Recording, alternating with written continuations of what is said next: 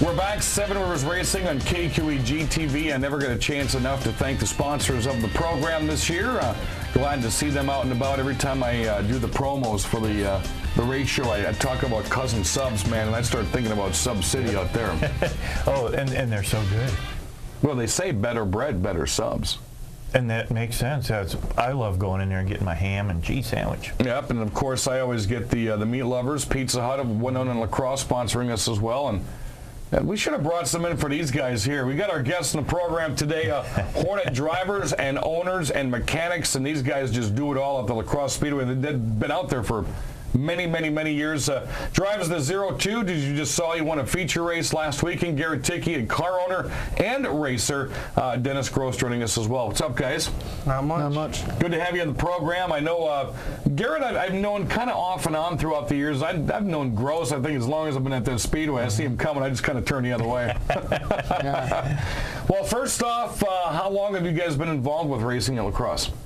I've been involved ever since I was little. My dad raced for almost 20 years, and then when I was old enough, I started working on his car.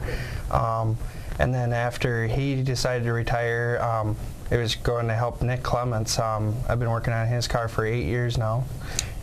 And you've been involved with a lot of teams. I know you've been involved with the Inglets and a whole lot of other teams.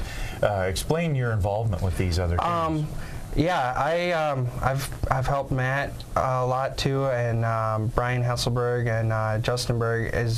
If they need my help, I'm more than willing. Enough, they all park next to each other in the pit area. Yeah, it is. But yeah, I just, I love racing, and I grew up in it, and I can't thank my dad enough for that. If he wasn't involved in it, I wouldn't have anything to do with it. But yeah, I love helping those guys out. So when did you get the decision that, okay, I'm tired of working on other people's cars, I want to race now? Well, Dennis asked me about a month ago if I wanted to drive. I raced a little bit when I was in my teenage years. I loved doing it, but I loved working on the cars more. So he asked me to race, and I said, yeah, I'm more than willing to do that. And in that short span of time, you've got a feature win already. Yeah. Talk about the race. The race, I didn't have no mirrors in the car, so I couldn't really see where anybody was behind me.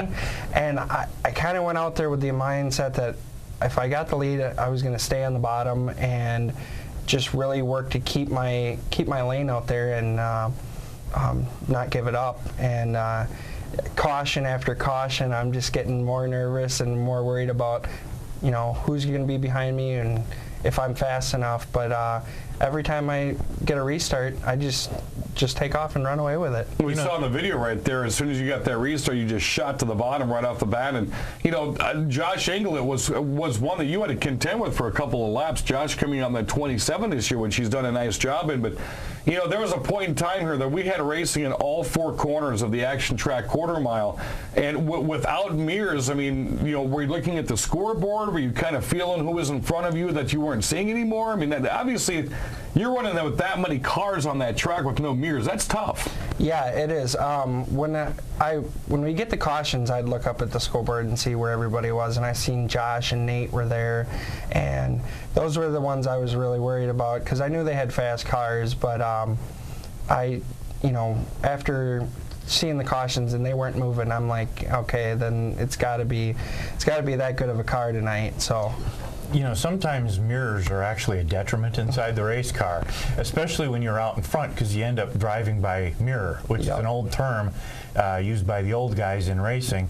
And a lot of times they would actually put something over their mirrors inside the car so that they're not looking behind them but going ahead. Did that actually help you look ahead? It did. I really wanted to see where they were, though, because I wanted to see if I would be able to drive the car differently. I know after watching the video and stuff and seeing how I was handling, and it would have made me drive to the outside a lot more and be able to arc the corners and drive it a little differently. And I think I don't think they probably would have been able to catch me then.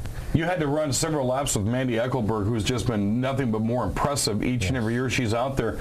And as you watch the video there, you had to feel good to know that you finished in front of the 29 of Nate Towner, because, man, anytime he's on the racetrack, that guy's a threat. Yeah, definitely. Nate is a great driver. He's a good friend. He pulled up right next to me and congratulated me, and it was, it was one of those good moments, that we got to finish 1-2, and I was really happy with that. Talk about the Hornet class this year. I mean, this is a class that for the past at least 3 or 4 seasons has averaged 40-plus cars every night. They're an available car at your local junkyard. I mean, I have a 91 Honda Prelude that Caleb Miller and Dakota Miller want to buy off me to turn into a Hornet car, because I got a 2.0 with 138,000 on it. I mean, it's a readily available car. And for the drivers, some of the younger drivers, it's a very economical class to get into. Yeah, when I raced before, I raced the Hornet Division, and the Preludes were definitely the car to have back then and today now too. I raced when we had almost 100-something cars there every night. I heard about those days. And it was, to me, it seems like it's a lot different. There was back then there was a lot of drivers that really wanted to win. I mean, it was the most competitive I've ever seen a division. I raced against Schimmelhorns and Arntzes and everything, and now you've got your probably 20 cars that are, just absolutely competitive. It's so close, and I wouldn't be surprised if somebody from 10th in points won it this year.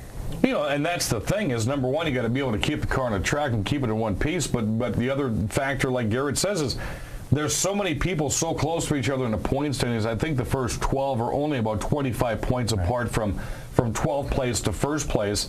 And you might get someone like a madman John Aaron that all of a sudden, I don't know if he's going to be back in his Hornet car, because he was running Caleb's car Saturday night, but he had a new Thunderstock out there. Right. But you're going to get someone like that that's going to catch fire. I mean, Matt Moore could all of a sudden catch fire like he did last year. I mean, there's so many different drivers out there in any given week. And I like the fact that we almost have a different feature win every weekend.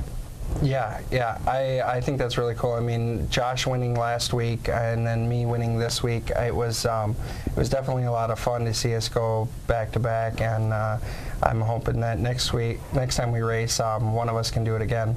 Alrighty, and of course, Garrett helped design Josh Inglett's number 27. Looks like the J.J. Kevin Harvick NASCAR ride. When we come back, we're going to talk with Dennis Gross a little bit more. Dennis drives the 88, also the car owner, and find out his experiences at Crosse Speedway as well. This is Seven Rivers Racing.